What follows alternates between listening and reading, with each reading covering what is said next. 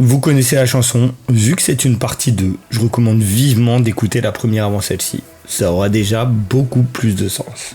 Autre petite précision avant de commencer, à un moment donné je vais parler d'expériences relatives à l'influence du groupe. A l'origine il s'agissait d'une note en bas de page, donc je vous donne ici les noms. Pour ceux que ça intéresse, n'hésitez pas à les check. On parle des expériences de Solomon Asch en 1951, de Beekman et Berkowitz en 69, ou encore celle dite de la salle d'attente. Je ne doute pas une seconde que cela intéressera certains d'entre vous. Bonne écoute à tous. Pour rester concentré sur le sujet phare d'un débat ou d'une réflexion, le regard froid permettra d'isoler là où les questions majeures, pour ensuite y répondre de la manière la plus efficace, honnête et simple possible. Examinons ensemble un premier exemple de sujet brûlant, traité froidement. Lorsque je suis tombé sur la notion d'eugénisme, j'ai d'abord été révolté par cette manière d'envisager le futur et l'humain. Mon incompréhension et ma désapprobation ne m'ont pas permis de comprendre immédiatement la problématique de l'évolution de l'espèce humaine, pas plus que celle de la surpopulation mondiale, qui est depuis quelques décennies un sujet au cœur des préoccupations de nos régulateurs. Bien que nous soyons beaucoup à avoir du mal à accepter cette manière de considérer l'espèce humaine et les éventuelles options pour endiguer la croissance démographique mondiale, une réalité s'est imposée à moi. Il aurait été malhonnête de ma part de la nier.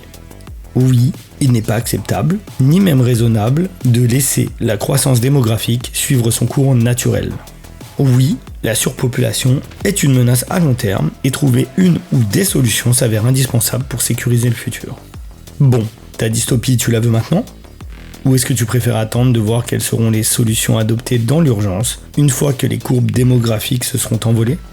Nos régulateurs ne manquent pas d'imagination et n'auront de cesse de nous surprendre par leur ignominie.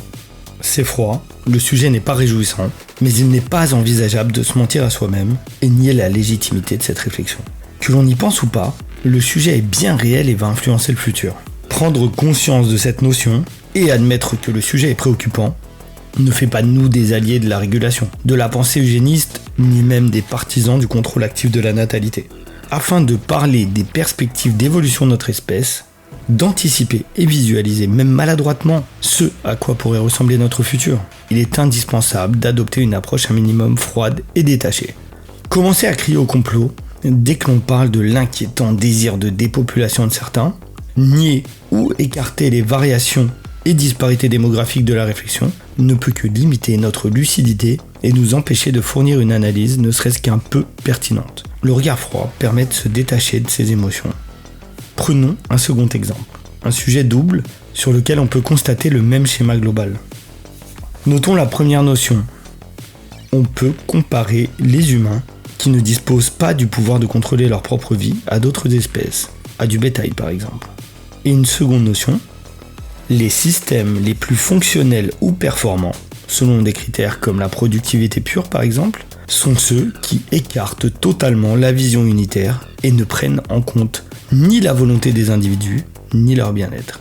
En ce qui concerne ce premier point, un éleveur classique, sans machinerie et artifice, ne peut concurrencer en productivité celui qui élève en batterie ou de manière intensive, armé de tous les procédés et équipements de l'industrie. Dans cet exemple, le modèle le plus performant est celui dans lequel l'éleveur est dépendant de ses outils et de sa conformité au marché, et aussi celui où le bétail vit dans les pires conditions. Personne ne doute de cela, c'est bien le drame de notre époque. Il faut souvent, si l'on suit les marchés, sacrifier le bien-être et la morale pour être productif et ainsi survivre face à la concurrence formatée. Nos régulateurs et gouvernements l'ont bien compris. Eux n'ont aucune gêne à appliquer les méthodes de l'élevage intensif à la gestion d'une république. Nous savons que leur intérêt n'étant pas celui du peuple, ils n'ont pas à assumer les conséquences de leur choix, ni celles de la mise en place des restrictions ou lois liberticides, et peuvent bien souvent s'affranchir des contraintes auxquelles s'adapte dans la douleur monsieur tout le monde. L'intérêt d'utiliser ici ces exemples est d'attirer l'attention sur un élément factuel. Se détacher des facteurs moraux, éthiques et ne pas prendre en considération les situations individuelles permet d'obtenir un résultat efficace, mais pas toujours souhaitable pour la population. Prenons comme exemple le PCC, oui, le Parti communiste chinois. En France, il est plus sûr de pointer du doigt les méchants tyrans communistes et ne pas parler de la Sainte République si juste et si bienveillante. Le fascisme du régime chinois est critiquable sous bien des aspects. Cependant, si l'on prend par exemple un facteur, un objectif, tel que réduire à néant l'insécurité au quotidien dans les grandes agglomérations, il semble que ce système soit particulièrement performant. La Chine est actuellement considérée comme l'un des pays les plus sûrs de la planète. Même si ce genre de classement vaut ce qu'il vaut, il semble que tous les indicateurs confirment que la pression exercée par le PCC et les autorités chinoises porte ses fruits. Si la seule préoccupation est de protéger les citoyens de la criminalité dans leur quotidien. Il n'est pas question de valider ces modes de fonctionnement, encore moins d'en faire l'apologie. Cependant, si la question est de savoir si ces modes de gestion sont efficaces ou non, la réponse est indéniablement oui. Efficace en ce qui concerne la réalisation des objectifs de ceux qui détiennent le pouvoir. Le fait que ces pratiques soient condamnables et détestables de notre point de vue ne doit pas nous empêcher de répondre honnêtement à cette question. On se doit donc d'admettre qu'un système que l'on peut juger inhumain puisse très bien être purement et simplement efficace. Horrible, oui, mais terriblement efficace. C'est ça le regard froid. Et plus le sujet est polémique et sensible, plus la morale risque d'influencer la réflexion de manière totalement parasite. Un assassin sans scrupules peut être par ailleurs un excellent chanteur, ou comme Hannibal Lecter, un brillant chef cuisinier, faisant preuve de goût et d'un raffinement certain, bien qu'un peu spécial. D'autres sujets sont complexes, et plusieurs s'entremêlent au point qu'il ne soit pas faisable de comprendre une situation sans identifier les liens majeurs entre eux et la nature de ceux-ci. Il s'agit d'éléments liés ou de relations de cause à effet. Nos sociétés républicaines procèdent de la même façon que toute dictature, tout en se donnant des airs de démocratie. Toute nation, ou presque, qui dispose d'un semblant d'équilibre aujourd'hui, s'inscrit dans un modèle de gestion déshumanisé qui sacrifie l'intérêt du peuple en échange de monnaie, de résultats ou de biens et services. Les objectifs des gouvernements et régulateurs ne sont pas ceux du peuple et ne le seront jamais. Ils sont efficaces, ils atteignent leurs objectifs et pourtant notre situation se dégrade. Combien de temps faudra-t-il au peuple de cette planète pour maîtriser le regard froid et commencer à décrire à haute voix la réalité qu'ils ont sous les yeux? Enfin, lorsqu'ils ne sont pas concentrés sur du divertissement débile ou en train de liker des gros culs sur Instagram. Sans cette démarche très simple d'admettre ce qui est et de cesser de protéger ceux et ceux qui ne le méritent pas, ce système de gestion très efficace pour nous réduire au silence et nous maintenir à l'état de bétail ne sera pas remis en question. Chacun vit dans sa bulle de divertissement et d'illusion, s'injecte du simili-plaisir en continu pour ne pas craquer et s'éloigner du quotidien que la Sainte République nous a savamment organisé. Une machine bien huilée dont nous sommes ressources et outils à la fois.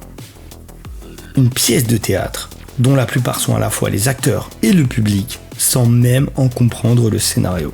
Ces deux notions exemples ne servent qu'à souligner à quel point il est important de ne pas se laisser embarquer par nos émotions ou par les idées d'autrui. On n'a jamais autant eu accès au confort de par le monde, et on n'a pourtant jamais été aussi peu libre dans les faits. Le regard froid sur notre société actuelle et son organisation soulève quelques questions légitimes, et il semble, si l'on en croit les tentatives répétées pour conditionner et façonner la pensée des masses, qu'il ne soit pas souhaité par les régulateurs que le petit peuple se préoccupe de leurs objectifs et de la raison d'être de leurs projets. Les alternatives viables à cette illusion de liberté ne sont que des exceptions auxquelles tout le monde n'a pas accès.